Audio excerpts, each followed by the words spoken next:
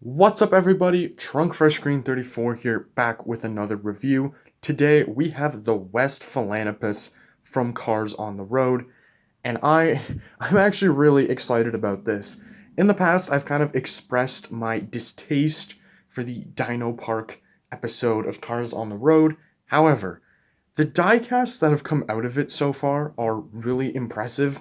I just looked at Cave Mater not that long ago, and it is one of the most impressive diecasts we've had in years. Pitstoposaurus is also pretty good. Cave McQueen's alright. But this is just incredible. And it came from 2023, last year, which had quite a few banger releases. Adam Rodriguez, Clutch Kringle, Nile Speedcone, Westfalanapus here. There was a lot of like good stuff that came out last year. And yeah, even though this is coming up on a year old, or a little less than a year old, I still wanted to review it because it just looks incredible. He deserves all the attention in the world. So yeah, I was able to find this at a toy show actually, along with several other releases that I will be reviewing in the near future, including Randy and DJ with Flames. There's also some Easter cars, so yeah, lots of fun stuff to look forward to there. Of course, like I said, he's one of the dinosaurs from the Dino Park episode of On the Road. He was a new release for 2023. I really love his artwork. I love the like stone-faced, like caveman-esque expression that they've given all of like the prehistoric releases. I think that's been really fun.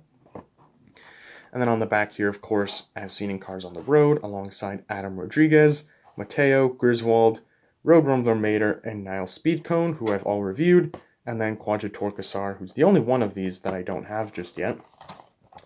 And he's hefty. Like, this is a solid piece of metal, so I'm really excited to have him opened up. I'll see you in a minute. He is out of the package now, and I am bewildered by how awesome this guy looks. Like, the pictures do not do him justice. So, he's kind of a retool of Fillmore because on the surface, he's sort of the same model because he is, a Volkswagen bus, same as Fillmore. However, he has tons of extra add-ons and stuff that basically make him a new mold. Like the artwork, he has kind of a derpy expression. His mouth is actually open like a fair amount. It's just really obstructed by the thick metal bumper, which is kind of interesting. I don't know why it's that thick, but I kind of like it. He's also got, are these supposed to be teeth? He's got like teeth outside of his teeth. That's really weird. I don't know why that's like that. Don't know how I feel about it. However, I do like that the bumper has like some really nice like weathering detailing to it, showing that it's like prehistoric and it's aging. I really like that. The weathering details have gotten really impressive on a lot of like the on the road releases. Most of the road rumblers have it and it looks really good. Cave Mater had it and it looked amazing. So I'm very glad to see Westfalanapus here has that as well. Even with the kind of brown areas here, which could be mud, it could also be rust, unclear, but I think overall it makes it feel a lot more realistic. He does kind of shimmy a bit on the axles, but nothing too severe. It's not like, what's a good example? Craig Faster, I know shimmies a lot, although I think that's intentional. Yeah, here, nothing really too concerning. He's got a horn where the Volkswagen symbol would be, which I guess is kind of interesting because this maybe implies that this was well before, Volkswagen decided, or VW, whatever, made the buses, right? So it wouldn't have had that branding at the time, and then having the horn here is kind of like a clever way to hide that, so I really like that. Very, very nice. On the side here, you can see tons of additional weathering over the fenders, on the fenders even. I think that looks amazing.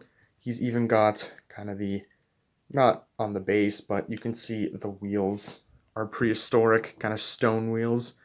Very similar to what the Pitstoposaurus had with the way that it's detailed there. Very, very cool. On the back, he has no license plate because he's prehistoric. He doesn't need a license plate. Instead, he has just this kind of two, like, pair of spiky tails at the back, which just looks incredible from a side profile because you see the horn and the two tails, and it's like, man, you gotta run away from this thing if it's coming at you. Although, given his expression, he looks very friendly little guy, so I wouldn't be that worried, but the horns definitely make him a lot more intimidating than his expression allows you, or kind of gives the impression of. This side also has the same kind of weathering detailing that the other side did. Again, really impressive how they chose to apply it on the fender here, because you can see only like part of it is like severe and the rest is not, whereas here it's like fully rusting away. I think that looks awesome. He's got these pipes up here, which, you know, emit smoke, I would assume, I believe. Basically, his exhausts. I was trying to think of the word. Don't know why I couldn't think of that. They also look really nice. And again, add to this absolutely striking design. And then lastly, he has these giant, like, not solar panels, but what are these called? Because you know how certain like trailers, for example, they have like the air exhaust vents at the top that you can open. That's basically what these are, except they're very comically large. So I don't know how all three would like lie down because they would be overlapping each other. So I think it's really interesting how they chose to like make them super large, implying that they can't go down and they can only go up. And once again, weathering on here as well. Not very spiky though, feels very soft. Or as soft as the plastic can be, I guess. But yeah, they applied weathering up here. It looks really good, and you can even see it like underneath like the panel here, like on the roof of the van, which is a really great detail because I'm sure that wasn't like super easy to do.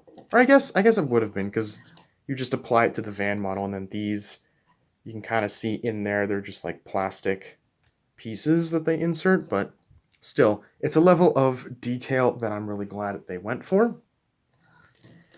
And yeah, that's pretty much it for the Westfalanapus in a nutshell.